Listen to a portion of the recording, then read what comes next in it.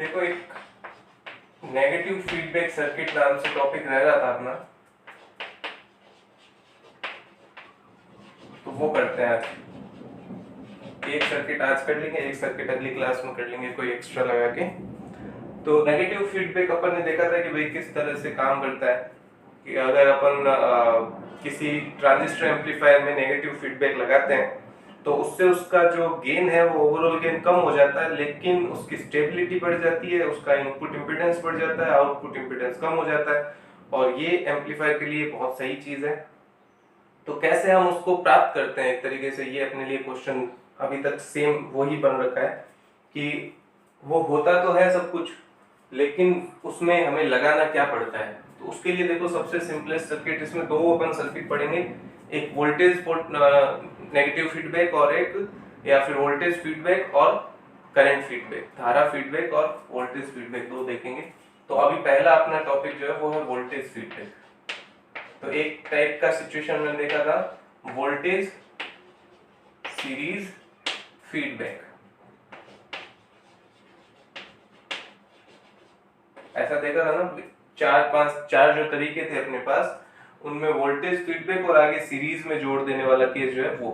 अब देखो इसका सर्किट सबसे पहले देखते हैं। अब ये वोल्टेज सीरीज फीडबैक बहुत सारे तरीके के हो सकते हैं, हम एक तरीके का स्पेसिफिकली पढ़ रहे हैं और इसका नाम है इमीटर फॉलोवर। इसका नाम है इमीटर फॉलोवर, यानी इमीटर को क्या कहते हैं, उत्सर्जक अनुगामी। उत्सर्जक अनुगामी, ये अनुगामी वर्ड थोड़ा सा डिफिकल्ट है। फॉलोवर ध्यान रखो, फॉलोवर का मतलब क्या होता है, फॉलो करने वाला। अभी तो सोशल इस सिचुएशन में सबको पता है फॉलोवर का क्या मतलब है, ठीक है। तो फॉलोवर का मतलब है फॉलो करने वाला या फिर उसके पीछे पीछे चलने वाला। तो ये इमीटर फॉलोवर क्यों है, इसका नाम ऐसे क्यों पड़ेगा तो आगे की बात है, लेकिन ये एक नेगेटिव फीडबैक सर्किट है और इसके द्वारा हम वो सारे काम कर सकते हैं, इनपुट इंपीडेंस बढ़ाना, आउटपुट इंपीडेंस कम करना, किस तरह से होता है और क्या सर्किट है वो देखो। तो सबसे पहले हमें देखो एक ट्रांजिस्टर एम्पलीफायर बनाना है, और ट्रांजिस्टर एम्पलीफायर के लिए सबसे इंपॉर्टेंट पार्ट है ट्रांजिस्टर। और ट्रांजिस्टर में हमें वोल्टेज डिवाइडर व्यवस्था का यूज लेना है, जो हम इसकी स्टेबिलिटी बढ़ाने के लिए यूज लेते हैं। तो ये R2, ये R1। फिर हमें एक कैपेसिटर लगाना है यहाँ पे, जिससे कि आउटपुट के सिग्नल के जो डीसीज हैं वो अंदर ना आए। फिर यहाँ पे हम एक सोर्स लगाते हैं और इधर ग्राउंडेड कर देते हैं, तो that is VS, that is C1, and इसको भी यहाँ ग्राउंडेड कर दिया। ये R2, ये R1 इधर जाके और VCC से जुड़ता है, प्लस VCC, और यहाँ पे हम कलेक्टर से जोड़ते हैं, और इमीटर में अपन एक रेजिस्टेंस और लगाते हैं, इसको ग्राउंडेड कर देते हैं, और यहाँ पे एक कैपेसिटर और जोड़ते हैं अपन, और फिर इस जगह पे अपन आउटपुट के लिए एक कपलिंग कैपेसिटर लगा के और इसके और ग्राउंड के बीच में अपन या फिर यहाँ पे कहीं लोड लगा देते हैं इस तरह से, ठीक है। ये अपना सर्किट होता है बेसिकली।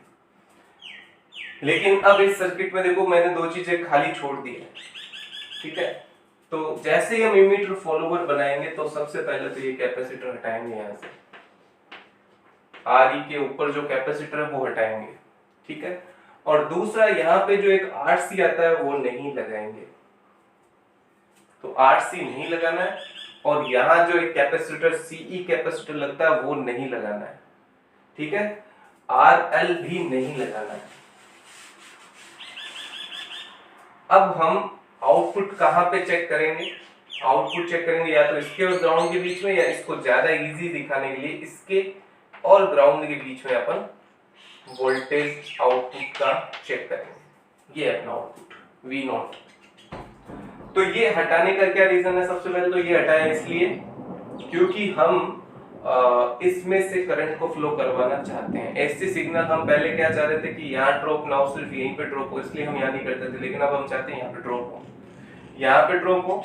तो IE जो भी करंट इसमें से फ्लो होगा वो इसमें ड्रॉप होगा, कुछ ना कुछ करंट वोल्टेज ड्रॉप होगा, वो वोल्टेज ड्रॉप ही फीडबैक आएगा वापस, ठीक है। तो पहला चेंजमेंट ये, दूसरा चेंजमेंट RC हटाना है, और आउटपुट जो है वो हमें इस टर्मिनल यानी इमीटर टर्मिनल और ग्राउंड के बीच लेना है, इमीटर टर्मिनल और ग्राउंड के बीच लेना है। ये तीन तरह के चेंजमेंट है इमीटर फॉलोअर में भी, ये ध्यान रखना सबसे पहली चीज। तो अब जैसे ही हम यहाँ पे Vs इनपुट देंगे तो यहाँ पे कुछ जाएगा, यहाँ पे इसमें से कुछ करंट फ्लो होगा, इसमें से कुछ करंट फ्लो होगा, लेकिन इसमें से भी करंट फ्लो होगा। और यहाँ पे जो ये IE करंट है और इससे RE जो ट्रांसफर IR, इसमें जो वोल्टेज ड्रॉप होगा, वोल्टेज ट्रांसफर होगा, वो ही अपने को आउटपुट के रूप में मिलेगा। इस चीज का ध्यान रखें आप। अब इसी सर्किट को थोड़ा सा सिंप्लीफाई करके मैं बना रहा हूँ, जिससे कि तुम्हारे को थोड़ा सा ऐसा हो जाए कि भाई फीडबैक हो कहाँ रहा है बेसिकली। ठीक है, तो फीडबैक के लिए देखो मैं इसको दोबारा बना रहा हूँ, थोड़ा सा शॉर्ट ही बनाएंगे। ये आया,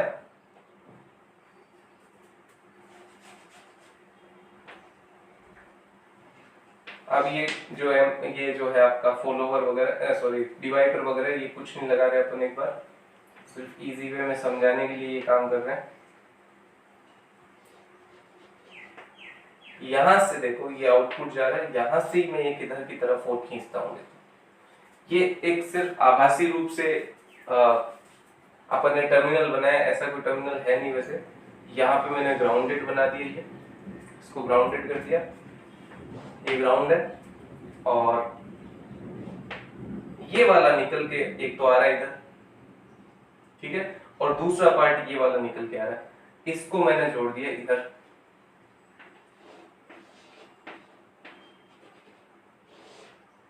तो ये तो है Vs, ये Rs इंटरनल रेजिस्टेंस, और इसके बीच में यहाँ पे कहीं लगेगा F, और ये आपका लगेगा Vi, और ये Vs है। तो Vs तो है आपका with feedback, Vs with feedback मानते ना। एक सेकेंड,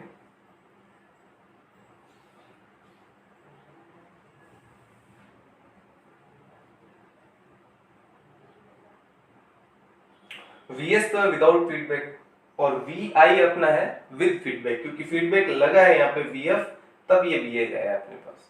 तो Vf यहाँ पे देखो सीधा इसमें आ रहा है, तो ये वर्ड लिखा था ना अपन ने सीरीज। तो देखो एक तो वोल्टेज ड्रॉप है, और वोल्टेज ड्रॉप सीधा आके जुड़ रहा है, सीरीज में आके जुड़ रहा है, पैरेलल नहीं जुड़ रहा है। तो अब यहाँ पे देखो अगर ये प्लस है, यहाँ पे माइनस है, तो यहाँ भी प्लस होगा, यहाँ माइनस होगा। तो अगर आपको पता है इस तरह से दो बैटरी जब जुड़ती है, इस तरह से जब बैटरीज दो जुड़ती है, तो उनमें बेसिकली ये अगर E1 है और ये अगर E2 है, तो इनका ओवरऑल जो वोल्टेज होता है वो E1 माइनस E2 होता है। जब माइनस से माइनस जुड़ता है, प्लस से प्लस जुड़ता है, तो ऐसा ही होता है। अगर ये बैटरीज ऐसी होती तो इसमें E1 प्लस E2 होता, माइनस से प्लस जुड़ेगा तो E1 प्लस E2 होगा। अब यहाँ पे जो वोल्टेज ड्रॉप है वो उसके अनुरूप यहाँ पे कुछ वोल्टेज ड्रॉप होगा, क्योंकि करंट ऐसे फ्लो हो रहा है। देखो इसमें करंट ऐसे जा रहा है, इसमें करंट ऐसे जा रहा है, तो वोल्टेज ड्रॉप कैसे होगा, प्लस माइनस। अगर यहाँ RC लगा हुआ होता देखो, तो क्या होता, करंट इधर जा रहा है और इसमें करंट इधर आता है, कलेक्टर में इधर आता है ना, इधर आता है, तो ये प्लस और ये माइनस। तो अब यहाँ पे माइनस है और यहाँ पे प्लस है, देखो तो इसका माइनस इसके प्लस से जुड़ रहा है, लेकिन हमने यहाँ लगाया ही नहीं ना, इसके बारे में बात ही कर रहे हैं। तो यहाँ लगाया हमने, तो प्लस प्लस से माइनस, माइनस से, तो क्या हो रहा है, नेगेटिव फीडबैक। तो ये इस तरह से अपना Vi और Vf यहाँ पे जुड़ के आ रहा है। अभी देखो एक चीज और इसमें अपने को बनानी है, जो है इक्विवेलेंट सर्किट, क्योंकि सारा काम इक्विवेलेंट सर्किट के टर्म्स में ही होगा यहाँ से आगे। और जब हमने ट्रांजिस्टर एम्पलीफायर बनाया था तो इक्विवेलेंट सर्किट बनाया था, ठीक है। तो इक्विवेलेंट सर्किट देखो इसका किस तरह से बनेगा। सबसे पहले तो मैं यहाँ जोड़ देता हूँ Vs, फिर यहाँ पे इसका इंटरनल रेजिस्टेंस, फिर यहाँ पे एक इनपुट इम्पीडेंस जिसे अपन कहते हैं HIE, ठीक है। और यहाँ पे अपन एक जोड़ते हैं करंट सोर्स जो है HFE and I, b, input का वो जो भी करंट होता है वो, और एच एफ ई। इसको थोड़ा सा रिवीजन कर लेना भाई, क्योंकि अगर तुम काफी दिन हो गए दिन नहीं देखा अगर इक्विवेलेंट सर्किट, तो तुम्हें ये रहेगा ये कैसे है ये कैसे है, ये एच पैरामीटर का ही केस है और कुछ ही नहीं है। सिंप्लीफिकेशन में एकदम यहाँ पे जो वोल्टेज सोर्स है उसको नेग्लिजिबल मान लिया जाता है, सिर्फ इसको और इसको दो को ही माना जाता है, बाकी सब इसमें नेग्लेक्ट हो जाता है। एक इधर प्रवेश्यता और लगती है एच ओ एफ करके, वो एच ओ ई करके, वो भी अपन हटा देते हैं। तो ये अपना गया। अगर यहाँ पे आर सी पे कुछ होता तो हम यहाँ पे एक रेजिस्टेंस और जोड़ते, लेकिन क्योंकि नहीं है इसलिए हम कुछ नहीं जोड़ेंगे, और ये अपना हो गया ग्राउंडेड यहाँ से, और इस जगह पे लगा है आर ई। इसमें और ज्यादा अच्छे से क्लियर हो जाएगा। यहाँ पे जो है वो तो है वी आई, और यहाँ पे जो है वो है वी एफ, और यहाँ पे जो है वो है वी एस, और इसमें से जो करंट बह रहा है वो है आई ई, और आई ई, और यहाँ पे जो करंट है वो है आई सी, यहाँ पे जो करंट है वो है आई सी, और इसके और इसके बीच में हम मेजर कर रहे हैं वी नॉट।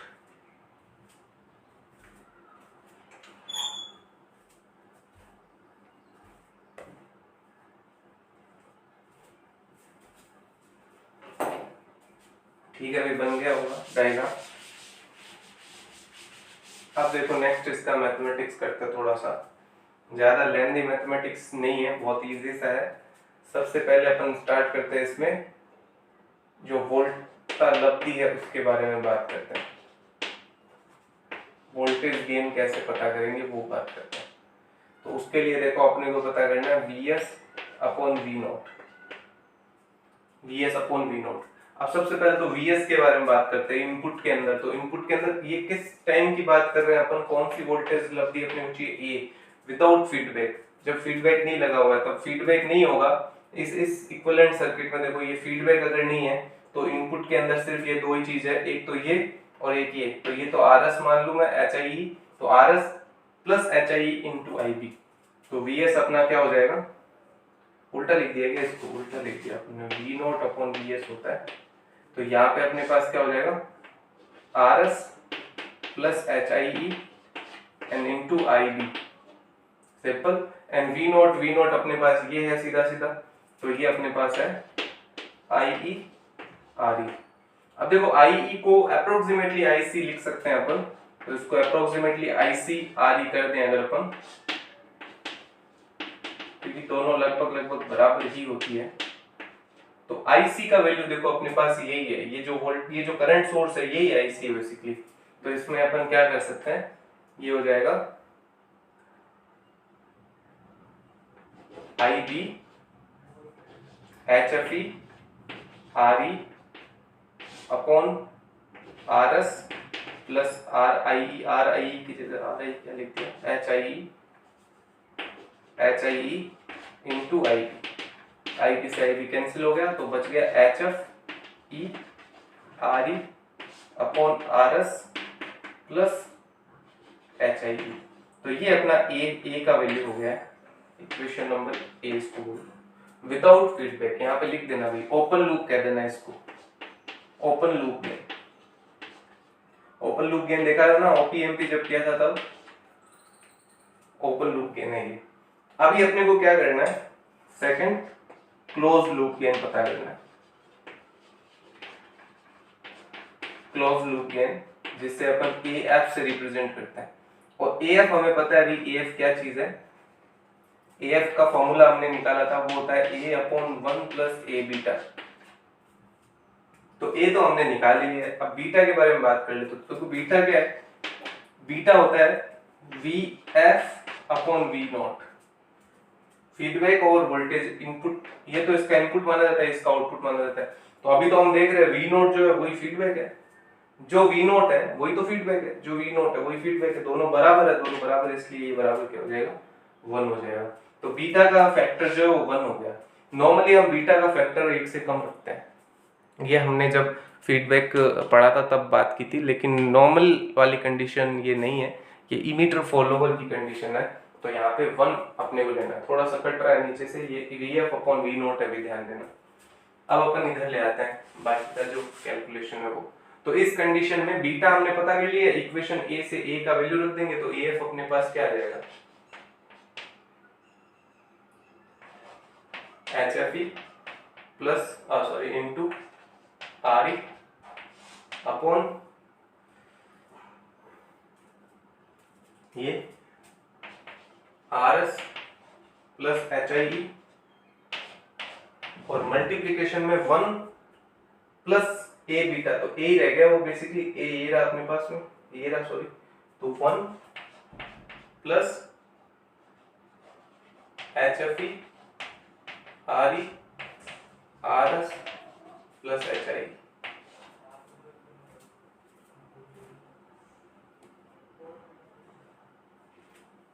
अब यहां से देखो अगर इसको अंदर मल्टीप्लाई करेंगे तो ये इससे कैंसिल आउट हो जाना है, तो AF अपने पास बचेगा HFE RE upon RS plus HIE plus HFE into RE, ये कुछ ठीक है। अब यहाँ पे अगर अपन देखें तो इससे तो कुछ खास पता नहीं चल रहा है, लेकिन एक स्पेशल कंडीशन अगर अपन रखें कि RS प्लस HIE को अपन HFE RE से बहुत कम अगर मान ले तो इस टर्म को खत्म कर सकते हैं अपन। इफ ये बहुत कम हो अगर, तो इस कंडीशन में अपन ये कह सकते हैं कि AF जो है वो नियर अबाउट 1 होता है। और अगर ये ना भी मानो तो देखो यहाँ पे कुछ है term, let's suppose this is x और नीचे अपने पास ये कुछ टर्म है, let's suppose this is y and again this is x, तो x, तो भाई x में y प्लस x का भाग लग रहा है, x में y प्लस x का भाग लग रहा है, मतलब 1 से छोटी क्वांटिटी है। ऑब्वियसली अगर अपन कहेंगे 2 में 2 प्लस 1 का भाग लगे या 2 प्लस 4 का भाग लगे तो वो 1 से तो छोटा ही हो जाएगा। तो इस जनरल वाली कंडीशन में भी AF इज लेस देन 1 हो गया, बहुत कम हो गया। AF लेस देन 1 होने वाला 10 टू पावर 5 9 इस तरह से बहुत मिलियंस टाइम जो है कि होता है, और उसमें AF लेस देन 1 हो जाना बहुत कम हो गया बेसिकली। तो ये अपने पास हो गया क्लोज लूप गेन। फिर अपन दूसरे टर्म की बात करते हैं, तीसरा आ गया, तीसरा इनपुट इंपीडेंस की बात करते हैं।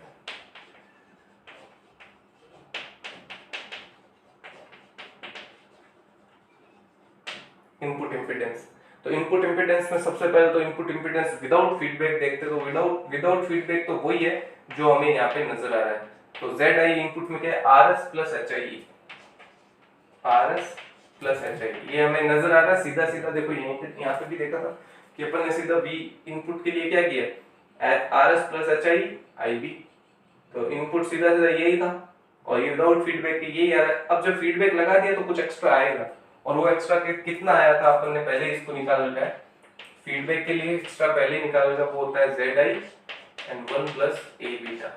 ये फैक्टर अपन पहले ही ड्राइव कर चुके हैं, तो बीटा यहाँ पे अपन ने देख लिया और A हमने निकाल ही लिया, तो कुछ बचा ही नहीं है। यहाँ सीधा वैल्यू रखना है आपको, तो आपको रखना है ZI का वैल्यू, तो RS plus HIE upon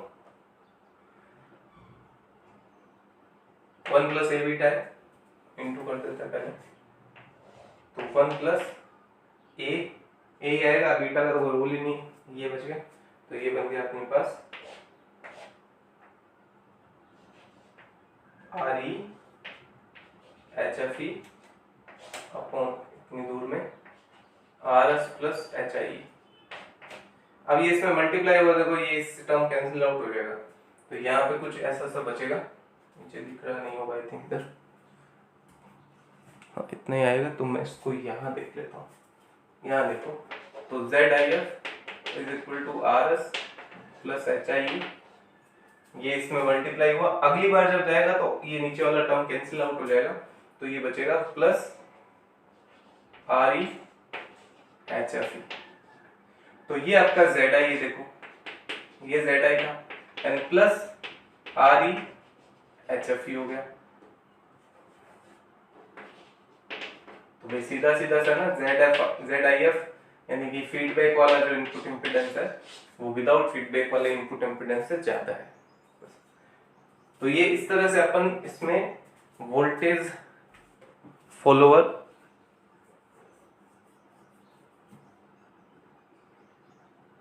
emitter follower, अच्छा ये एक बात तो की नहीं, इमीटर फॉलोअर इसको क्यों कहते हैं? तो इमीटर फॉलोअर इसलिए कहते हैं क्योंकि जैसे जैसे आप इनपुट में वोल्टेज चेंज करते हो वैसे वैसे इमीटर का वोल्टेज भी चेंज होता है, और इमीटर का वोल्टेज चेंज होगा तो उसी के अकॉर्डिंग यहाँ फीडबैक के अंदर कुछ ना कुछ आता है। या फिर यूं कह दूं कि जो भी इनपुट का वोल्टेज है उसको आउटपुट का वोल्टेज फॉलो करता है। या भाई क्योंकि सेम फेज में आ रहा है ना, अगर अपन फीडबैक का कॉन्सेप्ट इसमें ना भी लगाएं तो जो भी फेज इधर आएगा वही फेज इधर आएगा, तो जैसे जैसे ये बढ़ता है वैसे वैसे उसी तरीके से उसी फेज में ये भी बढ़ता है, इसलिए इसको इमीटर फॉलोअर वर्ड नाम दी, इसको ये नाम दे रखा है अपन ने। अब देखो लास्ट एक टर्म और बचता है इसके अंदर, वो है आउटपुट इम्पीडेंस। तो आउटपुट इम्पीडेंस के बारे में क्या है, फोर्थ टर्म यहां लिख देता हूं ना।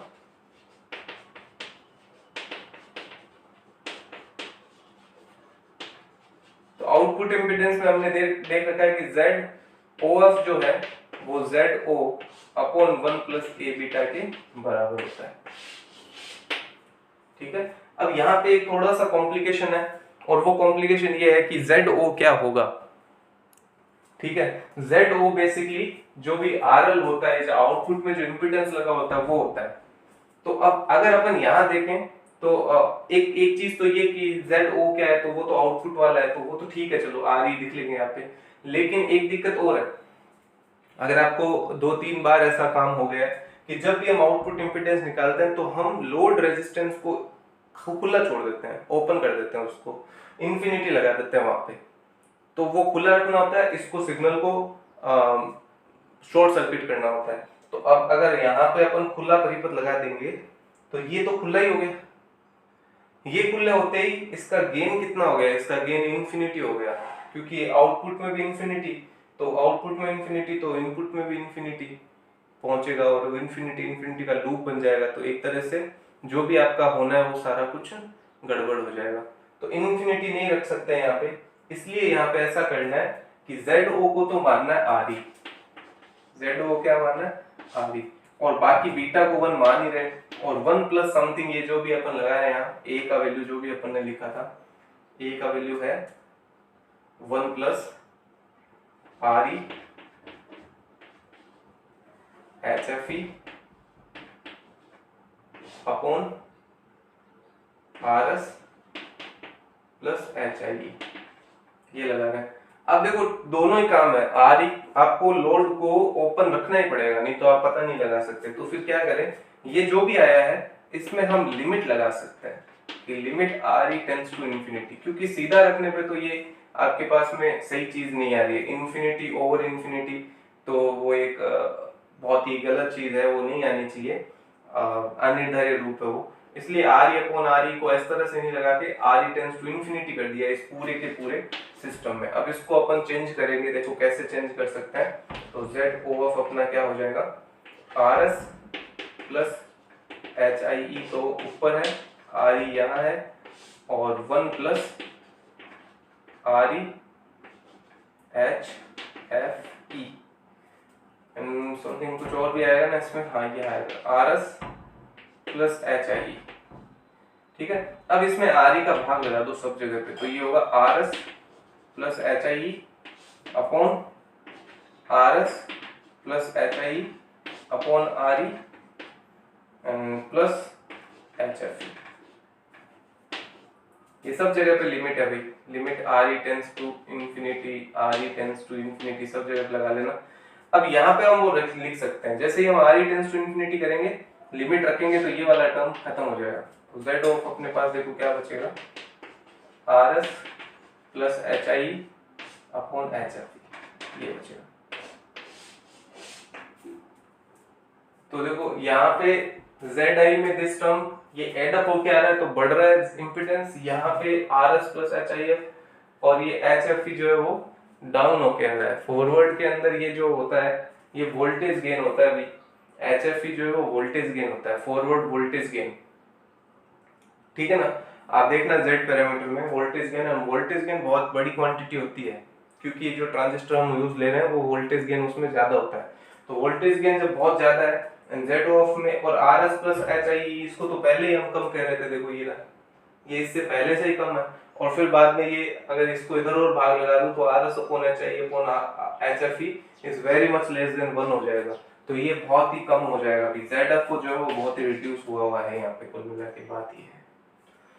तो ये एक डिस्क्रिप्शन अपना है एक सर्किट का। ये अपन ने वोल्टेज सीरीज फीडबैक देखा है, अब एक करंट फीडबैक सीरीज और देख लेंगे, उसके लिए भी मैं वीडियो जल्दी से बना दूंगा। इसमें कोई तरह का डाउट हो तो वो आप मैसेज करके पूछ लेना भाई।